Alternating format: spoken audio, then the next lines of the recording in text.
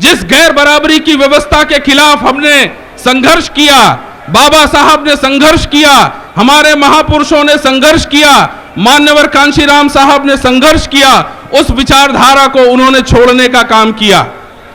बहन जी को इस देश में जो वंचित शोषित समाज के लोग हैं उनके ऊपर हो रहे अत्याचार को देखना जो है गवारा नहीं समझा और उन्होंने 2007 के बाद से एक नारे का काम शुरू किया कि ब्राह्मणों के ऊपर सबसे ज्यादा अत्याचार हो रहा है। क्या वाकई में ब्राह्मणों के ऊपर अत्याचार हो रहा है? बिल्कुल नहीं हो रहा है। क्या ब्राह्मणों को एससी समाज के लोग मार रहे हैं? क्या ब्राह्मणों को मुस्लिम समाज के लोग मार रहे हैं? यह बहन जी को समझना चाहिए। इस देश में सदियों से गैर बराबरी की व्यवस्था के आधार पर हम सताए गए हैं। मुसलमान 1947 के बाद सताया जा रहा है, उसके ऊपर अत्याचार हो रहे हैं। पिछले 70 सालों में आपने कांग्रेस को चुना, आपने बहुजन समाज पार्टी को चुना, उसके बाद आपने 2012 में आपने लाल टोपी वालों को जो है चुनाव चिन्ह पर आपने साइकिल पर मोहर लगा करके उनको उत्तर प्रदेश का मुख्यमंत्री बनाने का काम किया। मुरादाबाद की इस धरती पर मैं ये कहने आया हूं उन समाजवादी के दरबारियों से, उन समाजवादी के चपरासियों से, उन समाजवादियों के गुलामों से कि अब हरा परचम लहराने आ गया है, लाल रंग से हम दूर जा रहे हैं। ये टूटी साइकिल पर हम नहीं चलेंगे, हम आसमान में पतंग उड़ाने के लिए आए हैं।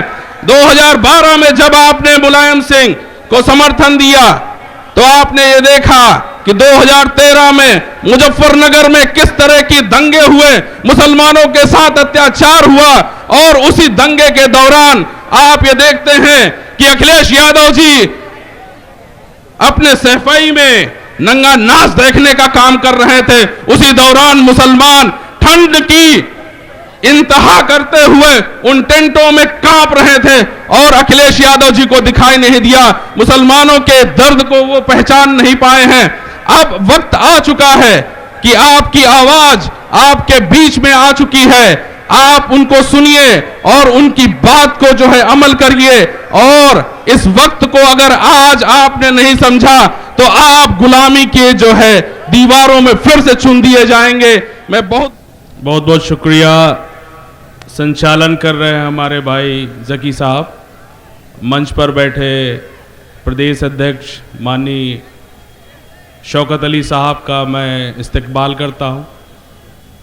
आपकी आवाज़, आपके दिलों की धड़कन जनाब बैरिस्टर असदुद्दीन साहब को भी मैं नमन करता हूं, अभिनंदन करता हूं। मुरादाबाद की इस धरती पर मुरादाबाद के वासियों का मैं तहे दिल से इस्तकबाल करता हूं। अस्सलाम वालेकुम, जय भीम, जय मीम। भारत ही नहीं विश्व का विशालतम संविधान बनाने वाले बोधिसत्व बाबा साहब डॉक्टर भीमराव अंबेडकर को मैं नमन करता हूं और इस आवाम के सामने ये कहने आया हूं कि आपके ऊपर जो जुल्म जातियां हुई हैं उनकी आवाज, उनके दर्द को इस देश में फैलाने के लिए वो शख्सियत आपके बीच में आ चुकी है। आपको उनका तहे दिल से इस्तकबाल करना चाहिए और एकजुट होकर के उनके हाथों को मजबूत करना चाहिए ताकि इस प्रदेश में हरे रंग का परचम लहराए और पतंग आसमान पर उड़ती हुई नजर आए। मुसलमानों ने 70 सालों से ज्यादा समय हो चुका है इस देश से अंग्रेजों को गए हुए। 1947 के बाद मुसलमानों के साथ जो अत्याचार हुए हैं उससे आप सभी लोग भली भांति से परिचित हैं। इस देश के बंटवारे के बाद आप लोगों के ऊपर जिन लोगों ने राजनीतिक हुक्मरानी की, आपको डराने का काम किया, 1947 में सिर्फ एक बड़ी पार्टी हुआ करती थी, कांग्रेस पार्टी। सभी लोगों को उसने डराने का काम किया, खास तौर से मुसलमानों को डराने का काम किया कि अगर आप हमें वोट नहीं देंगे, हमें हुक्मरान नहीं बनाएंगे, तो आपको भी पाकिस्तान जाना पड़ेगा। इस देश में 1952 में पहला आम चुनाव हुआ और उस आम चुनाव में इस देश के संविधान का निर्माण करने वाले बोधिसत्व बाबा साहब अंबेडकर को कांग्रेस के ब्राह्मणों ने हराने का काम किया। हम इस देश में सदियों से गैर बराबरी की व्यवस्था को झेलते हुए आए हैं, हमें कोई बहुत बड़ा फर्क नहीं पड़ रहा था।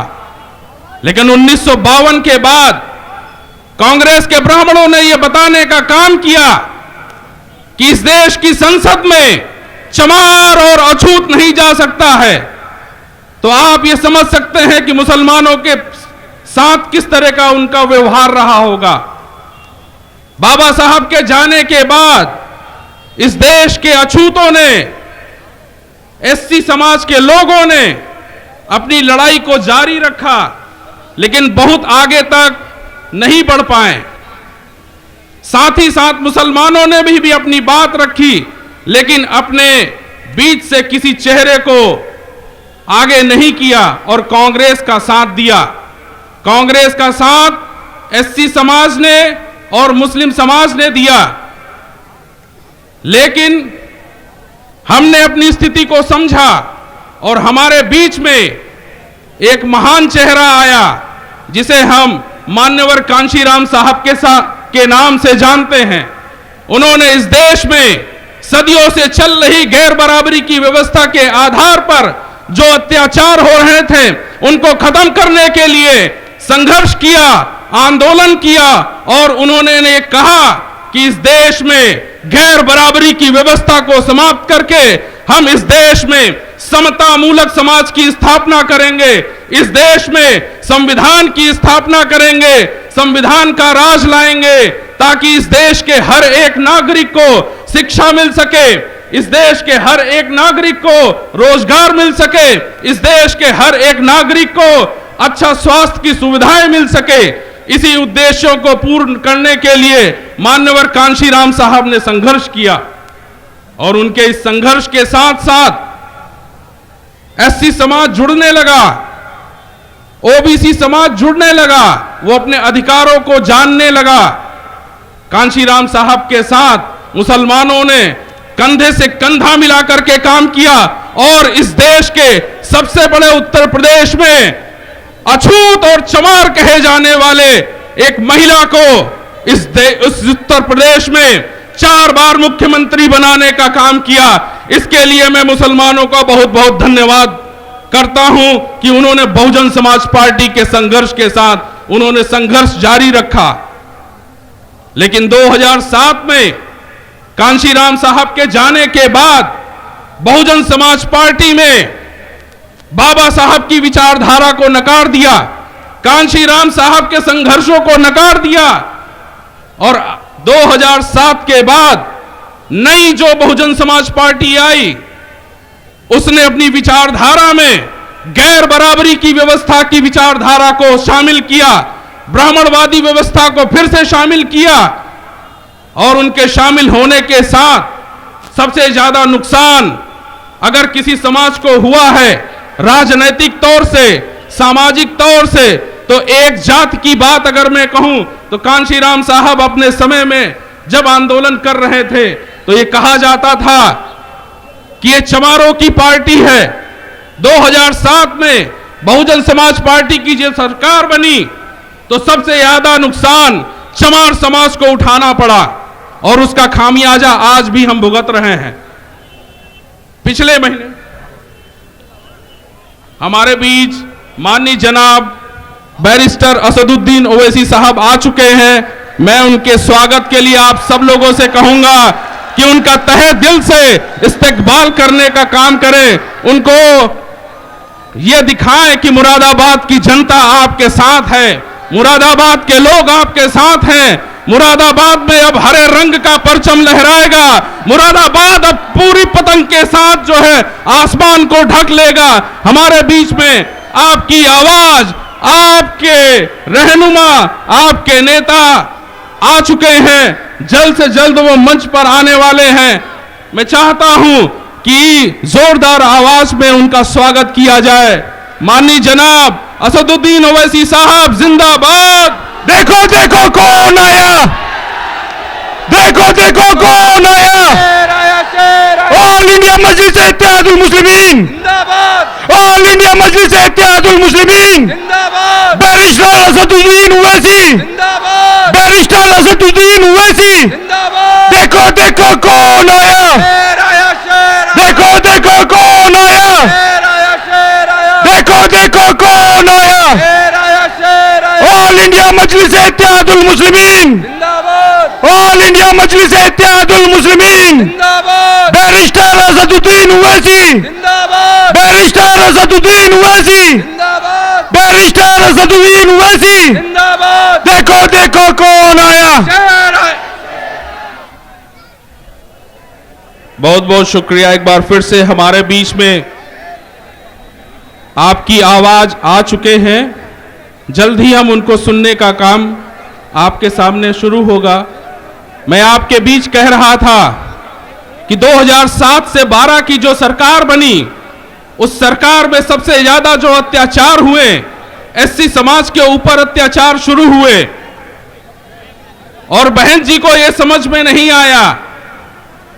जिस गैर बराबरी की व्यवस्था के खिलाफ हमने संघर्ष किया, बाबा साहब ने संघर्ष किया, हमारे महापुरुषों ने संघर्ष किया, मान्यवर कांशीराम साहब ने संघर्ष किया, उस विचारधारा को उन्होंने छोड़ने का काम किया।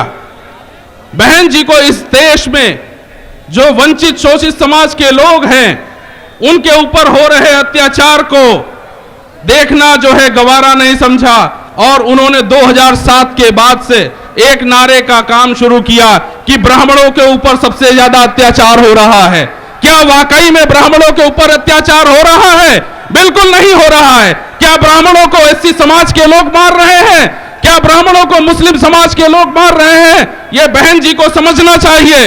इस देश में सदियों से गैर बराबरी की व्यवस्था के आधार पर हम सताए गए हैं। मुसलमान 1947 के बाद सताया जा रहा है, उसके ऊपर अत्याचार हो रहे हैं।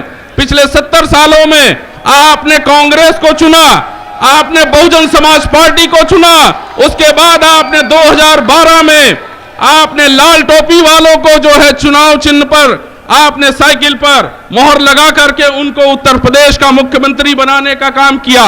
मुरादाबाद की इस धरती पर मैं ये कहने आया हूं उन समाजवादी के दरबारियों से, उन समाजवादी के चपरासियों से, उन समाजवादियों के गुलामों से कि अब हरा परचम लहराने आ गया है। लाल रंग से हम दूर जा रहे हैं। ये टूटी साइकिल पर हम नहीं चलेंगे, हम आसमान में पतंग उड़ाने के लिए आए हैं।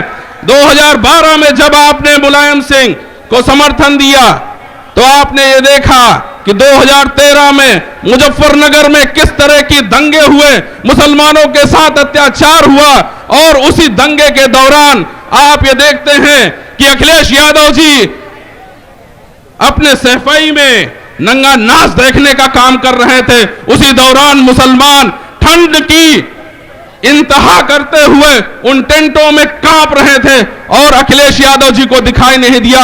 मुसलमानों के दर्द को वो पहचान नहीं पाए हैं। अब वक्त आ चुका है कि आपकी आवाज आपके बीच में आ चुकी है। आप उनको सुनिए और उनकी बात को जो है अमल करिए। और इस वक्त को अगर आज आपने नहीं समझा तो आप गुलामी के जो है दीवारों में फिर से चुन दिए जाएंगे। मैं बहुत बहुत एक बार फिर से शुक्रिया अदा करता हूं और आप मुरादाबाद के जनवासियों का मैं धन्यवाद करता हूं कि आज माननीय ओवैसी साहब के हाथों को मजबूत करने के लिए आप आए हैं। आप पतंग के चुनाव पर बटन दबाने का काम करेंगे कि नहीं करेंगे? इन लाल टोपी वालों को यहां से भगाने का काम करेंगे कि नहीं करेंगे? एक बार आपके सामने माननीय ओवैसी साहब जिंदाबाद, AIMIM जिंदाबाद। अस्सलाम वालेकुम, जय भीम जय भीम। बहुत बहुत शुक्रिया।